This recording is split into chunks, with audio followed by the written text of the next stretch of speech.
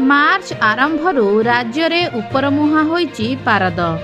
मार्च मास जेतिकी बढ़ुची राज्य रे खरार प्रकोप मध्य दिनकु दिन बढ़िबारे लागिची।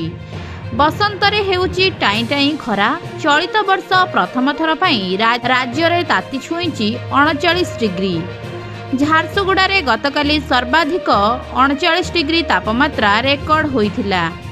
सेही भली अन्य सहर भी तापमात्रा उपरमुहा होइची।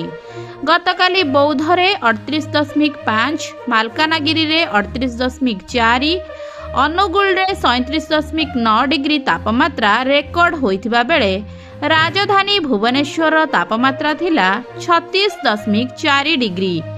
सेहीपरि कटक रे 34.6 डिग्री रहिथिला सर्वोच्च तापमात्रा। एबेठू ताती एते परिमाण रे बढ़िथिबा बेले एप्रिल और मे मासरे सांघातिक खरा हेबार आशंका मध्य करा जाउची। सेपटे एथर रेकर्ड भांगिबो ताती। मार्च रु मे मास जाए स्वाभाविक ठारू अधिक रहिबो दिनर तापमात्रा। मार्च रु मे मध्यरे ग्रीष्मर लहर अवधि वृद्धि संभावना रहिची। अस्वाभाविक गरम सांगकू पूर्व रेकर्ड भांगी पारे ताती। मास तमाम स्वाभाविक ठारू अधिक तापमात्रा रहिबो बोली आकलन करिची भुवनेश्वर आंचलिक पाणीपाग केन्द्र। सूचना अनुसार साधारणतः फेब्रुआरी मास बेलकू शीतर प्रकोप रही थाए। तेबे चलित वर्ष एही धारारे विराम लागिथिला।